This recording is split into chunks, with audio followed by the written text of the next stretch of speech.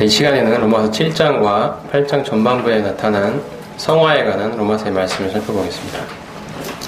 자, 6장에서는 저희가 죄에 대해 죽은 자이고 그에 대해 살아나 죄의 권세로부터 해방받은 자임을 살펴보았습니다.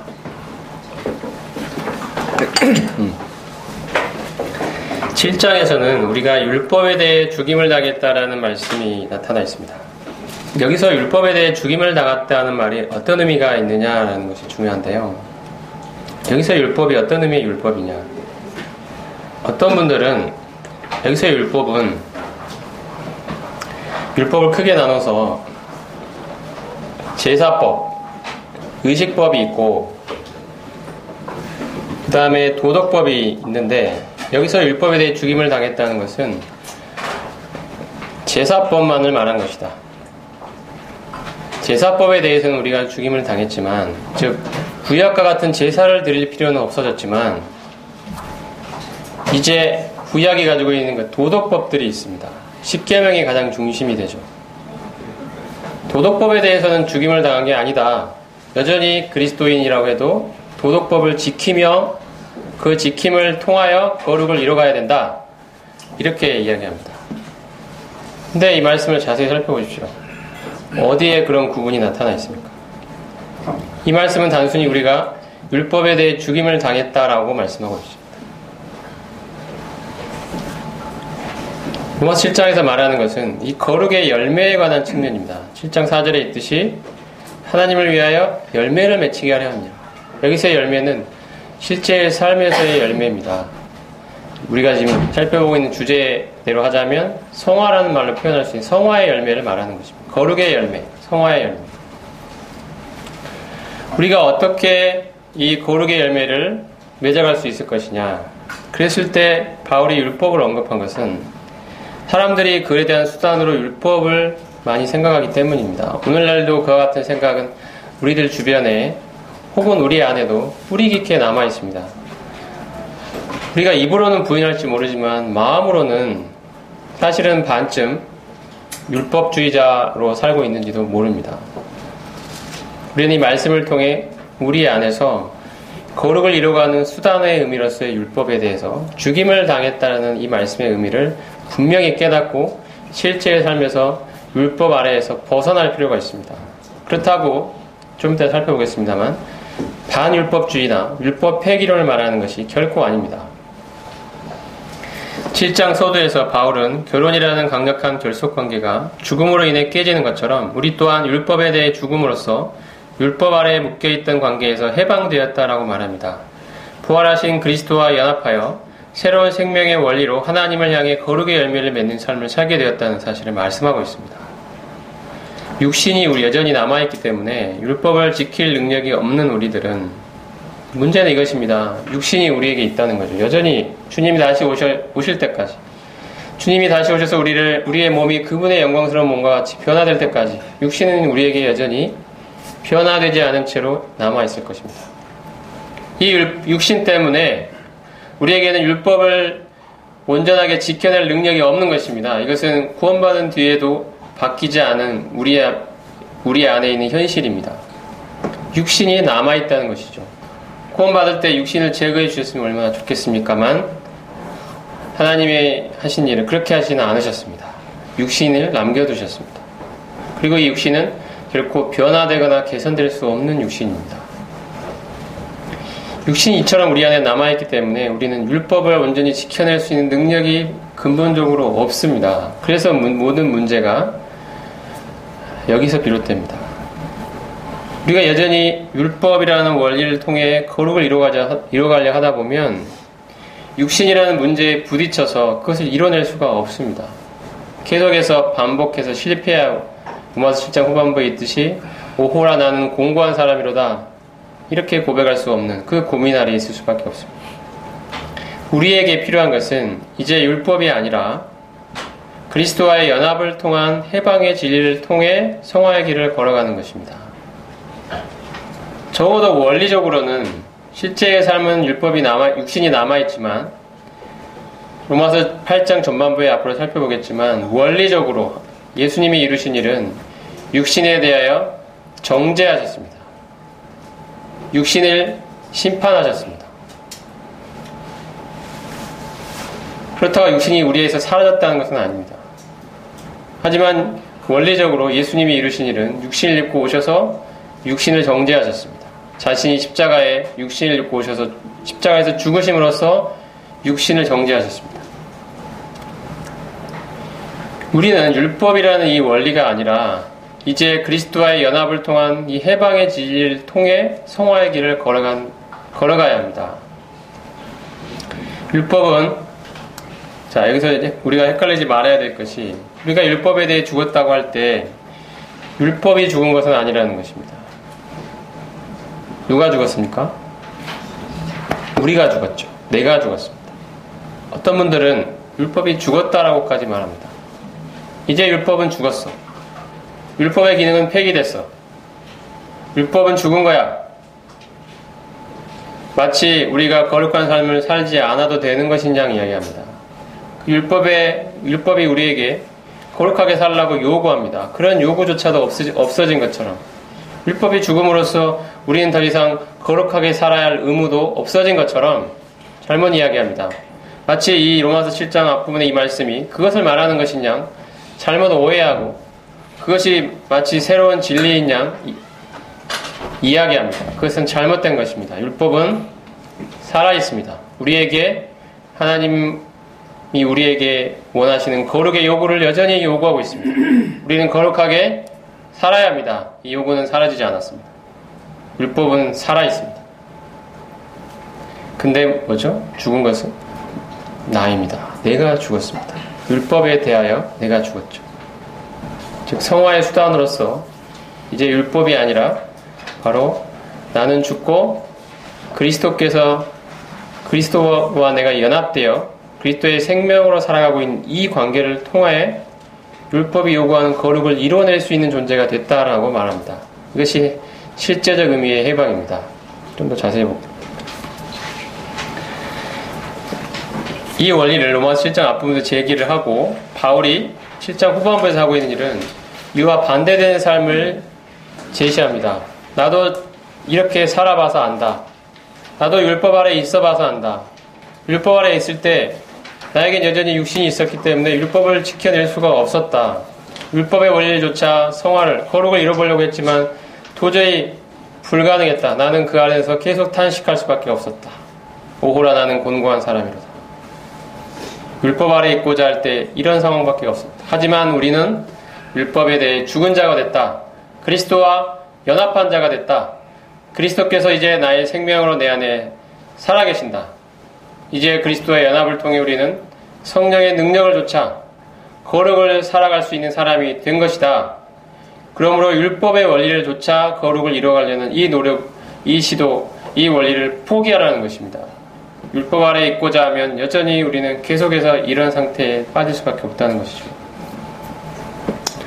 어떤 분들은 로마서 7장 후반부를 이해하면서 이것은 성숙한 그리스도인이 평생 경험해야 되고 할 수밖에 없는 정상적인 경험이다라고 말합니다.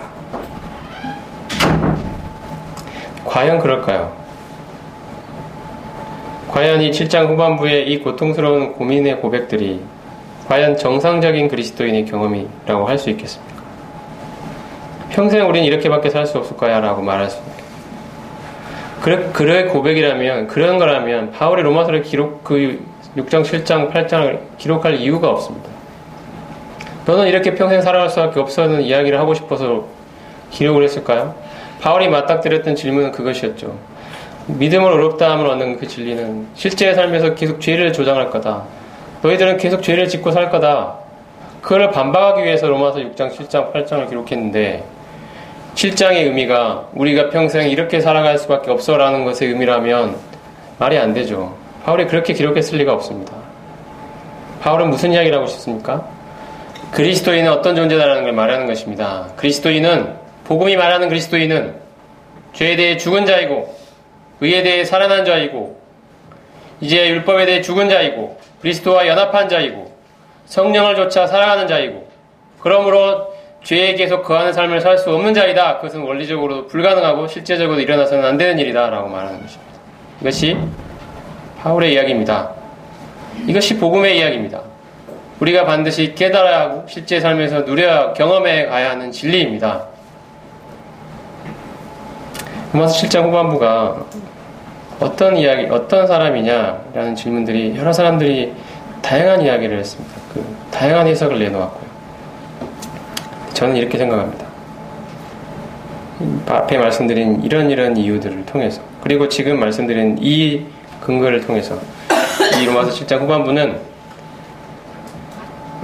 새로운 본성은 가지고 있으나 그리스도와의 연합을 통한 해방을 깨닫고 누리지 못하는 사람의 이야기다. 그가 율법 아래 여전히 있으면서 고민하고 있는 이야기입니다. 이 사람이 새로운 본성을 가지고 있다는 증거는 이 사람이 율법의 거룩함에 대한 이해를 가지고 율법은 거룩하고 의롭고 선하다고 말합니다. 그리고 그는 악을 미워하고 선을 행하려는 의지를 가지고 있습니다. 그리고 악을 행하는 세력으로서 자신 안에 죄가 있다는 사실을 인식하고 있습니다. 속사람으로 하나님의 법을 즐거워한다고 고백하고 있습니다. 이것은 거듭난 사람이 아니면 가질 수 없는 생각이며 의지이며 인식입니다. 거듭난 사람입니다. 근데 거듭났지만 정말 아쉽게도 안타깝게도 여전히 율법의 원리를 조차 거룩을 이루어가려고 하고 있습니다. 율법 아래 있습니다. 안타깝게도 율법을 지키고자 하지만 육신에 속하여 죄 아래 팔렸다고 고백합니다. 이 사람은 그리스도의 연합을 통한 해방, 자신이 이미 죄의 권세로부터 해방됐으며 그리스도와 연합되어 있고 이 그리스도의 연합을 바탕으로 죄에 승리한 삶을 살 수 있다는 이 원리를 아직 깨닫지 못하고 있습니다. 안타깝게도. 그래서 여전히 그의 삶에는 이 죄가 역사하고 있는 것입니다. 속사람으로는, 즉 새로운 본성으로는 하나님의 법을 즐거워하지만 이 옛 본성은 그에게 너무 강력한 힘을 가지고 있어서 육신의 힘이 너무도 강력해서 자신의 지체 속에 있는 죄의 법 아래로 자기를 사로잡아오는 것을 본다고 고백합니다. 이것이 얼마나 고통스러운 고백이겠습니까? 오라 나는 공고한 사람이더라고 외칠 수밖에 없습니다. 이것이 그가 여전히 해방을 깨닫고 있지 못하다는 증거입니다. 이것이 로마 7장 후반부입니다. 바울은 이러한 것들 반대의 상황을 언급하면서 이것에서 벗어나라고 하는 것입니다. 나도 과거에 이렇게 있었다. 우리가 그리고 여전히 율법 아래 있고자 한다면 이렇게 살 수밖에 없을 것이다. 우린 이렇게 살아서는 안 된다. 그리스도인은 이런 존재가 아니다. 우리가 얻은 구원은 이게 아니다. 라고 말하고 싶은 것이 바울의 이야기입니다. 이 해방에 관한 이야기도 여기서 말하는 해방은 죄의 권세로부터의 해방입니다. 죄의 형벌로부터 해방이 아니고요. 형벌로부터 해방은 이제 죽으면 지옥에 가고 이런 거죠. 이것은 우리가 그리스도를 믿을 때 의롭다함, 죄사함을 받고 다 해결이 되는 이야기들입니다. 여기서 다루고 있는 해방은 죄의 권세로부터의 해방입니다. 우리가 이미 그 기초는 그거죠. 앞으로 옆에서 우리가 계속 살펴봤듯이 그리스도와 연합되어 죄에 대해 이미 죽었고 이미 해방받았다라는 것입니다. 이것을 실제의 삶에서 믿음으로 행함으로써 누려가라, 취해가라는 것입니다. 이것을 실제의 삶에서 경험해 가야 된다. 이 해방의 원리를. 그런 의미에서의 경험적 해방입니다. 알모로만 끝날 게 아니라 실제의 삶에서 믿음을 바탕으로 자기 것으로 취해 가라는 것입니다. 이것을 자기 것으로 경험해 가라는 것입니다. 하나님과의 화평을 소유하고 있다고 고백하는 사람들이 그렇지 못한 사람들보다 실제적으로는 더 나은 것이 거의 없는 일이 자주 발생하는 것은 왜인가? 이 말씀 무슨 말인지 알겠죠? 실제 삶에서 보면 우리식으로 표현하자면 구원받았다고 말하는 사람들이 삶이 그렇지 않은 사람보다 더 나은 것이 거의 없다는 거죠. 왜 그럴까요? 혹은 처음에는 잘 시작한 것처럼 보였는데 그들이 회심하면서 포기했던 것들의 권세 아래로 다시 떨어진다는 것입니다. 이런 사람들이 나타난다는 것이죠. 그리스도인이라는 고백과 어울리지 않는 삶을 살고 있는 사람들이 생겨난다는 것입니다. 왜 그런가 하는 여러 가지 이유가 있겠지만 가장 흔한 이유는 그들이 평안을 알지만 해방을 모르기 때문입니다. 자신들이 그리스도와 연합하여 이미 죄의 권세로부터 해방받은 자임을, 죄에 대해 죽은 자임을, 의에 대하여 살아난 존재임을 모르기 때문이라는 것입니다. 이러한 해방은 로마서 8장의 앞부분에 잘 설명되어 있는데 우리는 이러한 해방을 교리적으로 뿐 아니라 경험적으로 제대로 알아야 된다는 것입니다. 해방이 필요한 상태는 로마서 7장에 잘 묘사되어 있으며 8장에서 말하는 해방이 무엇인지 깨닫기 위해 우리는 이러한 상태를 충분히 이해하는 것이 필요하다. 사람들이 경험적으로 이러한 상태를 통과해야 되는 이유가 바로 여기에 있다.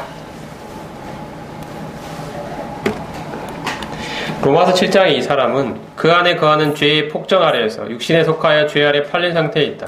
죄와 사망의 법으로 인해 충동을 받아 그는 자신이 미워하는 것들을 행한다. 해방은 바로 이러한 상태에 적용되는 것이다. 경험적인 이야기를 하고 있는 것입니다. 원리적인 이야기가 아니고요. 우리는 대개의 경우에, 많은 경우에 7장의 그 경험들을 하면서 나에게 해방이 필요하구나 라는 사실을 느끼게 되죠. 지금 그 이야기를 하고 있습니다. 나중에 근데 깨닫는 것은 무엇입니까? 나는 이미 해방받은 자라는 것을, 아이러니하게도 나는 이미 해방받은 자인데 그것을 모르고 살아왔다는 것을 알게 됩니다. 예를 들자면 이것입니다. 실제 일어났던 일인데, 이것도 여러 차례 제가 말씀드린 적이 많이 들으신 분이 계시겠지만 또 한번 반복해 보겠습니다. 옛날에 2차 세계대전이 끝나고 괌이라는 곳에 어떤 일본인 병사가 전쟁은 끝났습니다. 일본은 패망했습니다. 이제 일본인 군사들은 자신의 땅으로 돌아가십시오 라는 이 방송이 들렸을 때 믿지 않았습니다. 그는 그것이 연합군의 기만이라고 생각했습니다. 일본은 졌을 리가 없다. 나는 대일본 제국의 군사이다. 그러면서 고국으로 다들 돌아가는데도 자기는 정글에 더 깊은 데로 들어가가지고 수십 년간을 일본인 병사로 살았습니다. 아침에 일어나서 점호하고 아무도 없는데 혼자서, 그리고 자기에게 주어진 그 구역에 가서 보초를 서고 밤이 되면 다시 와가지고 또 점호하고 일본군 병사로서의 책임을 다하면서 수십 년을 살았습니다. 그 사람이 몇십 년이 지난 후에 드디어 정글에서 걸어 나왔다는 것이 이제 실제 일어났던 일이었습니다. 나중에 그 사람이 어떻게 살았나를 보니까 그렇게 살아왔던 것입니다. 이야기를 들어보니까. 나중에야 그는 그 사실을 받아들였던 것입니다. 그는 이미 일본이 패망했을 때 그는 이미 해방받은 것입니다. 그 군사로서의 의무로부터 해방받았습니다. 그는 이제 돌아가서 자유롭게 살면 되는 것입니다. 군대는 이미 끝났습니다. 근데도 그는 뭐였습니까? 그 사실을 믿지 않았습니다. 처음엔 알지 못했겠죠. 하지만 알려주었는데도 믿지 않았습니다. 자기 것으로 받아들이지 않았습니다. 일본은 망했을 리가 없어. 우리도 이야기합니다. 내가 죄에 대해 죽었을 리가 없어. 성경은 네가 죄에 대해 죽었다라고 말하는데 우리는 이야기합니다. 나는 죄에 대해 죽었을 리가 없어. 나는 오늘도 죄를 지었다. 나는 죄에 대해 죽었을 리가 없어. 성경은 이미 해방의 선언을 말씀하고 있는데 이미 죄에 대해 죽은 자라고, 죄의 권세로부터 해방받았다고 말하는데 우리는 이야기합니다. 나는 그랬을 리가 없어. 나는 그게 아닐 거야. 나는 믿을 수가 없어. 이것은 그냥 이론적인 이야기에 불과해. 그냥 한낱 이론에 불과해. 나는 그게 아니야. 나는 절대 죄에 대해 죽은 자가 아니야. 나는 지금도 죄와 싸우고 있거든. 나는 죄에 대해 죽은 자가 아니야. 이렇게 이야기합니다.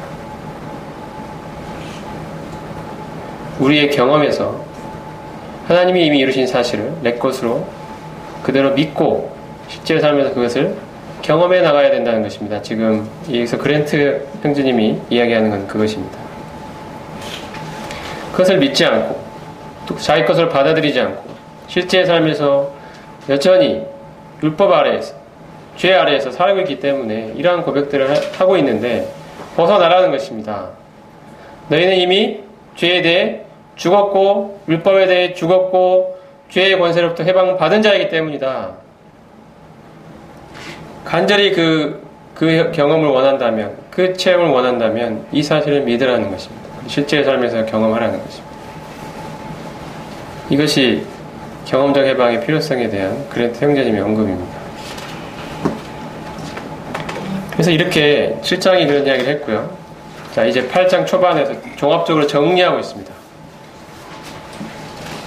해방된 삶이 어떤 삶인지 풀어주고 있습니다. 정리의 의미라고 생각하시면 될 것 같습니다. 요약과 정리가 되어 있습니다. 여기서 8장 초반에서 이야기하는 해방의 삶은 이것입니다. 육신의 모양으로 오신 그리스도께서 십자가에 죽으심으로써 육신 안에 있는 죄를 처리하셨다. 우리는 이러한 그리스도의 사역을 통해 그리스도와 연합되어 죄에 대해 죽고 하나님에 대해 살아남으로써 죄의 권세로부터 해방 나의 것으로 경험할 수 있게 됐다. 이것은 그리스도께서 이미 이루신 일이다. 주님의 십자가 사역이 사실이고 역사적인 사실이듯이 주님이 이미 이루신 이 사실 또한 사실입니다. 주님이 8장 1절을 이렇게 시작하죠. 그러므로 이제 그리스도 예수 안에 있는 자에게는 결코 정죄함이 없나니 이는 그리스도 예수 안에 있는 생명의 성령의 법이 죄와 사망의 법에서 너를 해방할 것이기 때문입니까? 하였다고 말이죠. 이미 일어난 일입니다. 이미 성취된 것입니다. 이렇게 말할 수 있는 이유가 뭐냐가 8장 3, 4절에 언급되어 있습니다. 그것은 무엇이냐? 율법이 육신으로 말미암아 연약하여 할 수 없는 그것을 하나님은 하시나니. 자, 여러분, 율법이 육신으로 말미암아 연약하여 할 수 없는 게 무엇일까요? 자, 율법이 연약한 육신 때문에 못하는 게 있다는 것입니다. 하고 싶어도 할 수 있는 게 할 수 없는 게 있다는 것입니다. 육신 때문에 못한다는 것입니다. 그것이 뭡니까? 바로 율법을 지켜내는 거죠. 율법을 지켜내고 거룩하게 살아가는 것입니다. 율법이 자신이 스스로 요구하고 있는 것입니다. 그렇게 살라고. 근데 그것이 연약한 육신 때문에 율법이 못한다는 것입니다. 근데 그것을 누가 하신다고요? 하나님은 하신다. 하나님은. 어떻게 하셨냐는 게 중요합니다. 근데 하나님은 하시는데 어떻게 하셨냐? 우리가 지금 살펴보고 있는 표현으로 하자면 해방의 방법이 무엇이냐 하는 것입니다. 곧 죄를 인하여 자기 아들을 죄 있는 육신의 모양으로 보내어 육신의 죄를 정하셨다. 이것을 육신의 죄를 정하셨다는 말을 제가 영어로 옮겨놨는데 condemned sin in the flesh입니다. 육신 안에 있는 죄를 정죄했다. 혹은 심판했다. 육신 안에 있는 죄를 심판한 것입니다. 다시 말씀드려서 예수님이 육신의 모양으로 우리 가운데 찾아오셨습니다. 그리고 육신의 모양으로 찾아오신 예수님이 십자가에서 우리를 대신하여 죄가 되셔서 죽으셨습니다. 그래서 육신이 정죄를 받았다는 뜻입니다. 육신의 모양으로 오신 예수님이 십자가에서 달려서 돌아가셨기 때문에 육신이 정죄를 받았다는 것입니다. 그래서 우리가 이제 율법의 육신으로 말미암아 연약하여 할 수 없는 그것을 우리는 할 수 있게 되었다. 율법의 요구를 이루어지게 하려 함이라고 말씀하고 있지 않습니까? 율법의 요구가 무엇입니까? 율법의 요구는 거룩하게 살라는 것입니다. 그 요구가 이제 이루어지게 됐다는 것입니다. 예수님이 이루신 이 해방의 사실 때문에, 육신을 정죄하신 이 사실 때문에 이제 우리가 율법의 요구를 이루면서 할 수 있게 되었다는 것입니다. 이것이 로마서 8장 초반에서 지금까지 논의를 정리하면서 내리는 결론입니다. 그러므로 우리에게 주어진 권면은 그것입니다. 정죄받은 육신이 아니라 이제 성령을 쫓아 행하라는 것입니다. 실제적 거룩의 삶을 말합니다. 육신을 좇지 않고 그 영을 좇아 행하는 우리에게 율법의 요구를 이루어지게 하려 하심이니라. 너희가 육신대로 살면 반드시 죽을 것이로되 영으로서 몸의 행실을 죽이면 살리니.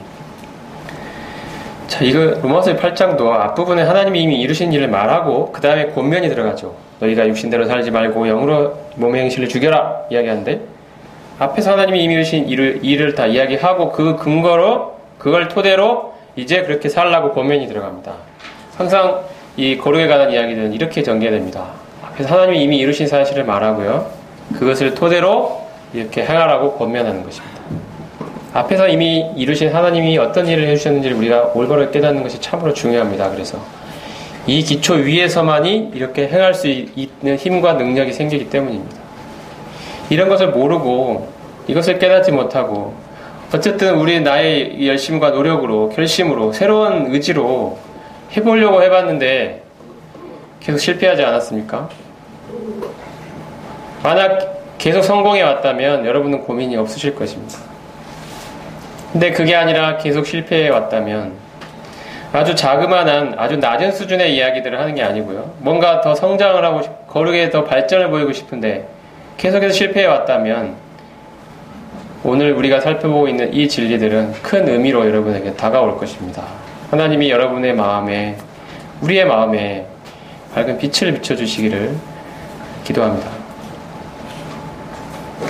그러므로 그리스도인의 실제적 거룩은 해방된 사실의 적용을 통해 가능합니다.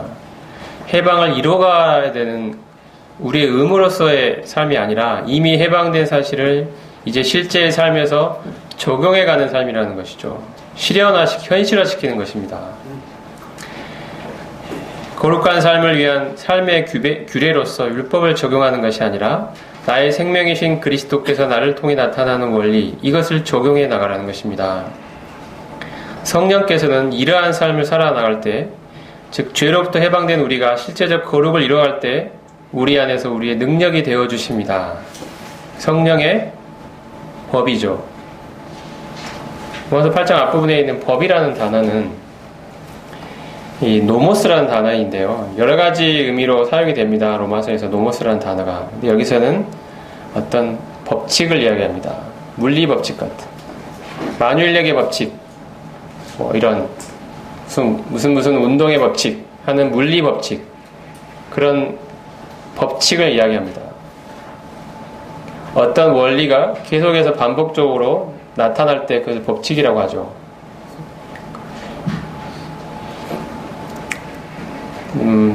여기 비유를 좀 들자면 컵이 하나 있으면 좋겠는데 이거는 떨어뜨려야 되니까 이거는 쓸 수는 없겠네요. 깨질 것 같은데. 예를 들어서 이런 것입니다. 책상에 이렇게 컵이 놓여 있는데요. 이게 책상에 놓여 있지 않고 제가 이거를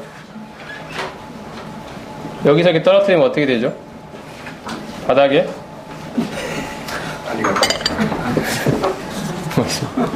이거 어떻게 돼요? 떨어뜨리면? 바닥에? 안 해봤는데요? 어떻게 하세요? 안 해봤잖아요. 그게 법이에요. 법칙이죠, 이게. 무슨 법칙이죠? 만유인력의 법칙. 이건 법칙입니다. 이게 안 떨어지면 법칙이 아니에요. 그죠? 떨어지니까 법칙이죠. 그래서 법칙이라고 부릅니다. 만유인력의 법칙. 근데, 자, 이 컵을 여기 위에다 탁자 위에 올려놓겠습니다. 그리고 손을 떼겠습니다. 떨어지나요? 떨어집니까? 안 떨어집니까? 안 떨어지죠. 그러면 여기에 만유인력의 법칙이 작용 안 하고 있는 건가요? 하고 있어요. 하고 있어요. 근데 왜 안 떨어집니까? 책상이 더 큰 힘으로 받쳐내고 있기 때문이죠. 새로운 법칙이 작용하고 있는 것입니다. 이것에 작용하게도 법칙이 없어진 게 아니라 더 큰 힘이, 더 큰 법칙이 이걸 받쳐내고 있는 것입니다. 그래서 안 떨어지죠. 이 죄와 사망의 법칙은, 죄의 법칙은 여전히 우리를 끌어당깁니다. 계속해서.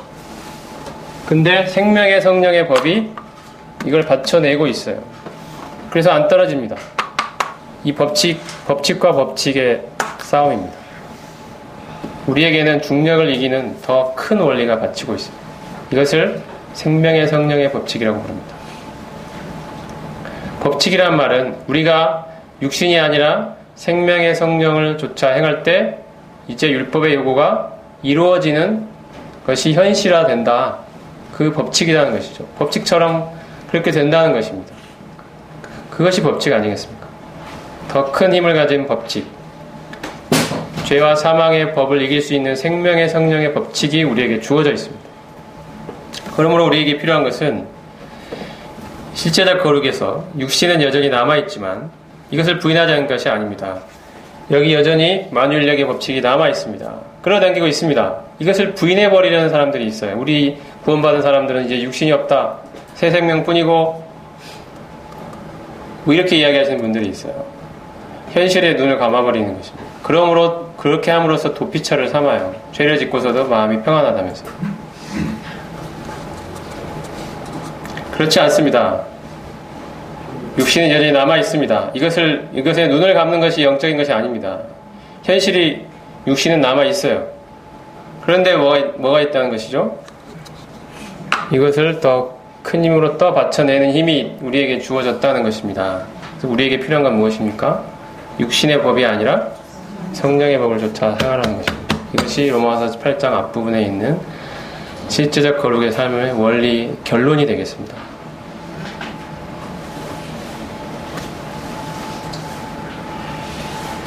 그래서 율법의 요구를 이루어지게 하려 하신다는 것입니다. 이것이 하나님이 하신 일입니다. 그래서 그리스도의 삶의 규범은 육신이 아니라 내 안에 생명으로 역사하시는 나와 연합되어 있는 그리스도다. 나는 죽었고 주님이 내 안에 사신다. 자, 그 하단에 보시면 실제의 삶에서 거룩한 삶을 살라는 신약의 말씀들은 이미 우리의 옛사람이 그리스도와 연합하여 함께 죽고 이제는 그리스도와 함께 새롭게 살아난 존재가 되었다는 해방의 사실을 믿는 바탕 위에서 주어진 권면들이라는 사실을 우리가 생각해 볼 수 있습니다. 아까 그 율법에 대해 이야기하면서 이 사실을 간단히 한번 언급했습니다만 조금 여기서 조금 좀 살펴보는 것이 의미가 있다고 생각이 됩니다. 이 개혁주의 율법관이라는 게 있습니다. 이제 개혁주의라고 부르는 그런 사상이 있는데요. 거기서 말하는 율법관은 율법을 지킴으로써 거룩을 달성할 수 있다고 말합니다. 율법의 제3용도를 말합니다. 제1용도는 율법을 통해 죄를 깨닫게 된다. 이게 이런 게 있고요. 또 하나의 용도는 율법을 통해 사회적 질서를 유지해 나갈 수 있다. 사회의 질서. 이게 율법의 용도고, 그 또 하나 있는데 율법이 그걸로 끝이 아니라 또 믿는 사람에 위해서 필요한 용도가 하나 있는데 그것은 율법을 지킴으로써 거룩을 살아갈 수 있다. 그것이 종교 개혁자들이 가졌던 율법관입니다. 그래서 그들의 사상을 이어받는 이 개혁주의라고 스스로를 지칭하시는 분들이 가지고 있는 율법관은 그것의 견해를 이어받는 것이죠. 우리는 율법으로부터 율법에 대해 완전히 다 죽은 게 아니라 제사법에 대해서만 죽었고 도덕법에 대해서는 안 죽었다. 우리는 율법을 지킴으로써 거룩을 달성해 나갈 수 있다.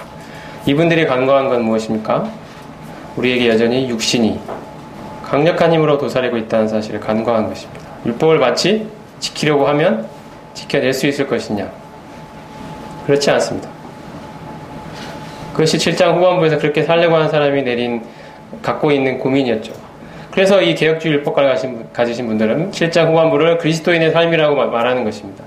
왜냐하면 본인들의 율법관이 그렇기 때문에 이렇게 살아갈 수밖에 없는, 사실은 그렇게 결론이 나기 때문에 자기도 모르게 사실은 7장 후반부를 그리스도인의 정상적인 삶으로 묘사할 수밖에 없는 것입니다. 그렇지 않습니다. 우리는 율법으로부터도 해방받은 자들입니다. 삶의 규범, 거룩의 수단적인 의미에서 율법을 말하는 것입니다. 어떤 목표를 제시하는, 거룩을 요구하는 그 율법으로부터 벗어났다는 뜻이 아니고요. 그 율법이 요구하는 그 거룩을 이뤄내는 수단으로서의 그 율법적인 원리로부터 우리는 해방받았다는 것입니다. 앞에서 살펴봤습니다만 다시 한번 강조를 드립니다. 삶의 규범에 관해서, 그래서 앞에 형제님들이 그것은 율법이 아니다. 우리 안에 살아계신 그리스도다. 그분이 나를 통해 자신의 생명을 드러내신다.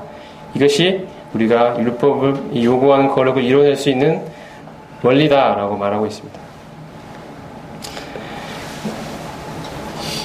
자, 그래서 이렇게 그리스도와 연합된 삶에 대해서 쭉 살펴봤었는데요.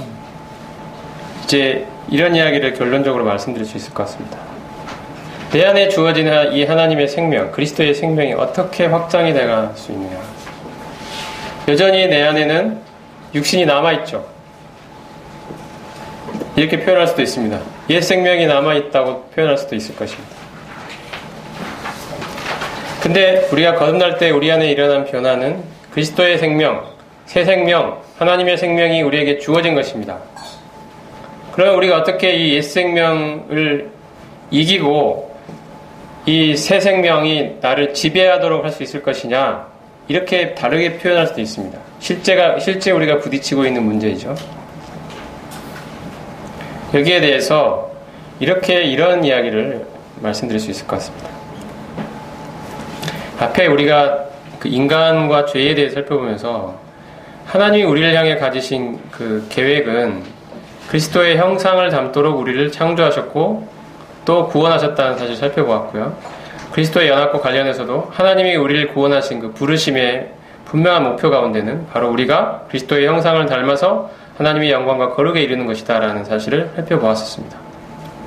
이처럼 우리가 그리스도의 형상을 닮아 변화되도록 하시기 위해서 성령께서는 우리로 하여금 그리스도의 영광을 보도록 만드십니다. 고린도후서 3장 18절이 아주 중요한 말씀인데요. 우리가 다 수건을 벗은 얼굴로 고를 보는 것 같이 주의 영광을 보매 저와 같은 형상으로 화하여 영광으로 영광에 이르니 곧 주의 영으로 말미암니라. 이 성화의 최종적인 목적이 무엇입니까? 바로 그리스도의 형상으로, 그리스도와 같은 형상으로 형상을 담는 거죠. 변화되는 것입니다. 그게 어떻게 가능하냐? 어떻게 그 일을 하시냐? 성령께서 뭐냐면 주의 영광을 보도록 하신다는 것입니다. 내 안에 나는 죽고 이제 내 안에 나의 생명으로 살아계신 주님, 내가 연합되어 있는 나의 주인 되신 분, 나의 머리 되신 분, 나의 생명이 되신 주님, 그 주님이 가지신 놀랍고 풍성한 영광을 우리에게 계시해 주신다는 것입니다. 주님이 내 안에 밝은 빛처럼 내 안에 비춰집니다. 그 생명의 원천 되신 분이 나를 더욱더 크게 나를 지배하기 시작하십니다. 주님이 그 가지신 놀랍고 풍성한 영광들이 나의 영에 비춰집니다. 그리고 그분이 가지신 모든 것들이 나를 사로잡게 됩니다. 그래서 주님이 가진 형상대로 변화된다는 것입니다. 이걸 좀 쉽게 설명해 보면 우리가 어떤 형제나 자매를 사랑하지 못할 때가 있습니다. 그 성도를 보기만 하면 짜증이 나고 못마땅하고, 근데 자주 부딪힐 수밖에 없는 사람이에요. 나는 되게 결심을 하죠. 앞으로 내일 다시 만날 텐데 그때는 정말 큰 결심을 하고 사랑하도록 애를 써봐야 되겠다. 친절하게 대하고 내가 먼저 다가가서 인사하고 내가 섬기고 해야지 라고 하는데 막상 해보면 잘 안 돼요. 그 형제나 자매는 여전히 나를 향해서 계속 가시돋친 이야기를 해대고 나의 속마음을 긁어대고 그런 사람이에요.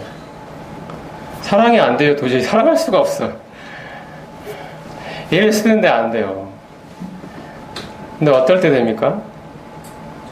내가 내 안에 그리스도의 사랑이 나의 마음을 가득 채우실 때, 주님이 나 같은 자를 어떻게 사랑하셨는가, 어떻게 큰 사랑으로 나를 사랑하셨는가, 나같이 있으면 썩어 문드러지고 부패하고 타락하고 이 부패한 죄인을 하나님이 나같이 아무런 자격 없는 자를 어떻게 큰 사랑으로 사랑하시는지, 그 그리스도의 그 큰 사랑이 나의 마음을 사로잡을 때 나를 위해서 나를 향해서 가시돋친 말을, 상처를 주는 말을 쏟아내는 그 성도도 사랑할 수 있게 됩니다. 우리 그런 거 경험하지 않습니까? 주님으로 충만해질 때 다른 성도를 사랑할 수 있게 돼요. 이해할 수 있게 되고 받을 수 있게 됩니다. 이런 이야기입니다. 이 이야기는 어려운 이야기가 아니고 성령께서 그렇게 하신다는 것입니다. 주님이 가지신 것들을 우리에게 비춰주신다는 것입니다. 우리의 영에 가득 부어주십니다. 주님의 영광을 나타내 주십니다. 주님이 얼마나 사랑이신지, 주님이 얼마나 은혜로우신지, 주님이 얼마나 자비로우신지, 주님이 얼마나 위대한 분이신지, 주님이 얼마나 능력을 가지신 분이신지, 주님이 얼마나 신실하신 분이신지 우리의 영혼에 가득 밝게 비춰주십니다. 그걸 통해 우리는 그분과 같은 형상으로 화해 간다는, 변화되어 간다는 것이죠. 그래서 모세는 주의 영광을 내게 보이소서라고 기도했었습니다. 옛날에 그 소설 중에 큰바의 얼굴이라는 소설이 제가 다니는 학교 교과서에는 있었는데요. 제 기억이 맞다면 보다 오래된 이야기라면 나다니엘 호손인가? 라는 사람이 썼던 것 같아요. 작가인데 그 어떤 마을에 어떤 전설이 있었는데 그 뒤에 그 큰 바위에 어떤 사람의 얼굴이 새겨져 있는데 언젠가 그 마을에 그 얼굴을 닮은 사람이 방문하게 될 것이다. 뭐 이런 전설이었던 것 같아요. 제 기억에. 사람들이 기다렸어요. 저 바위처럼 생긴 사람이 언제 우리 마을에 찾아오나 계속 그 바위를 쳐다보면서 기다렸어요. 이 어린 주인공도 어릴 때부터 계속 그 바위를 보면서 자라났습니다. 언제 저 바위를 닮은 사람이 우리 마을을 찾아올까? 그 귀한 손님이 언제 찾아올까? 꼭 온다고 돼 있습니까?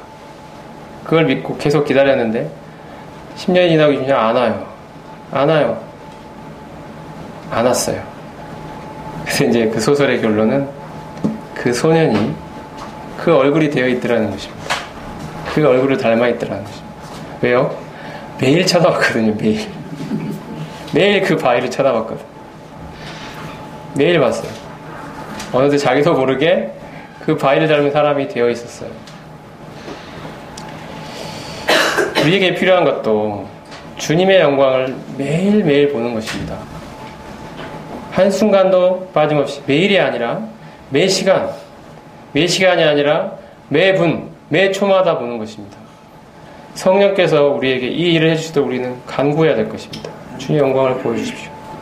제 마음이, 제 영혼이 당신의 어떠함으로 가득 차기를 원합니다. 제가 주님 닮기를 원합니다. 주님, 제 안에 당신을 비춰주십시오. 그럴 때 성령께서 우리를 주님의 형상으로 변화시켜 영광으로 영광에 이르게 해주십니다. 요약을 해보면 지금까지 살펴봤던 성화에 관한 이야기들을, 로마서에 관한 것들을 요약을 해보면 이렇습니다.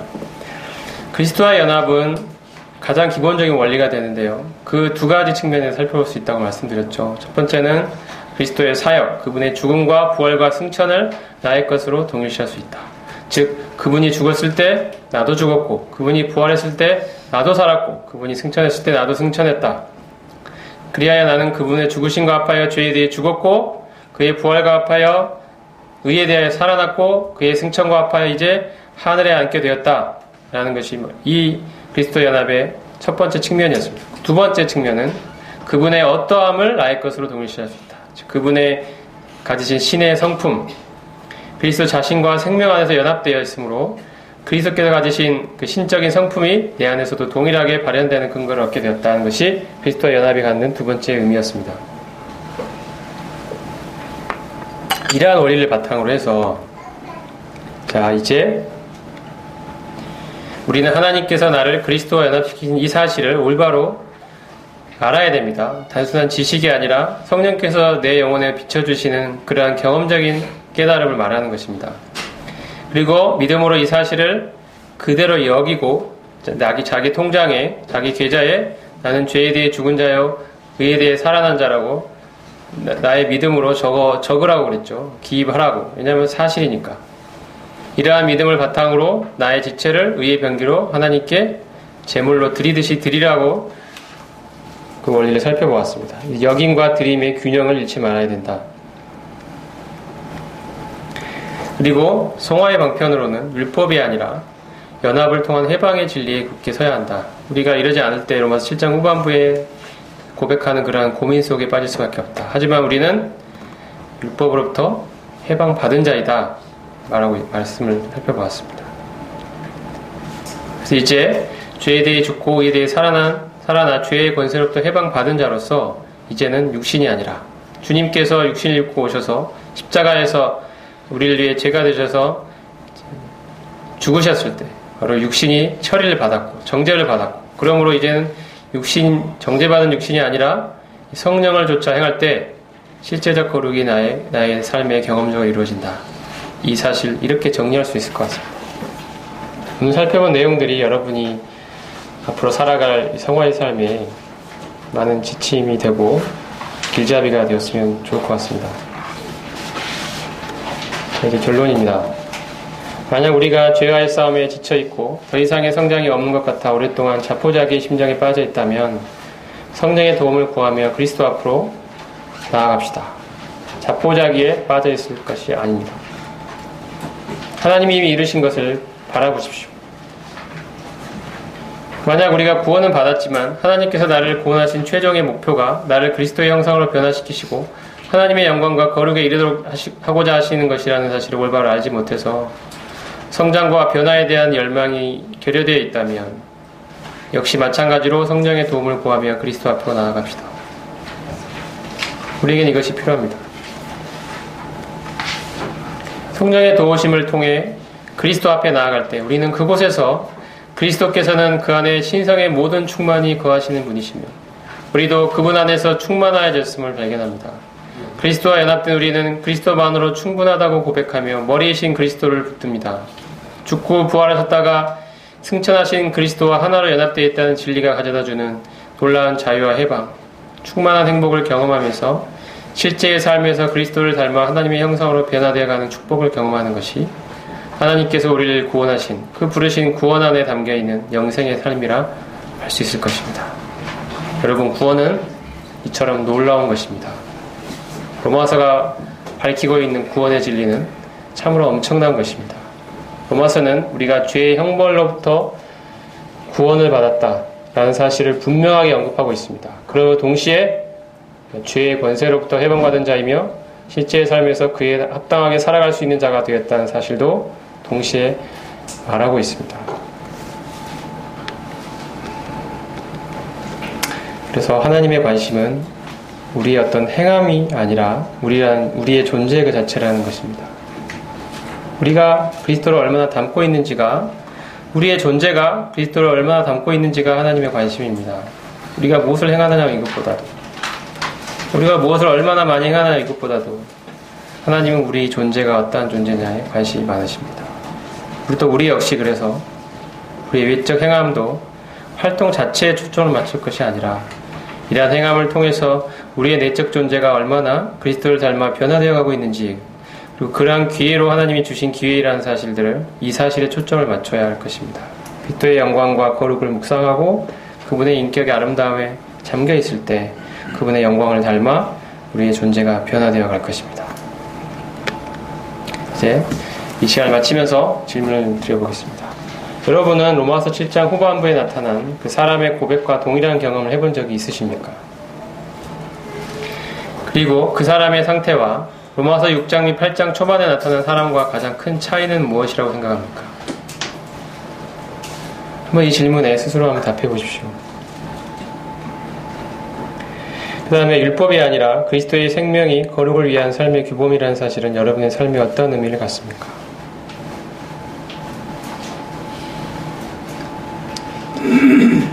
이 시간에 살펴본 말씀 중에 가장 마음에 남는 말씀은 무엇입니까? 그 이유는 무엇입니까? 이런 것들 한번 생각해보는 시간을 가지면 좋을 것 같습니다. 기도하겠습니다.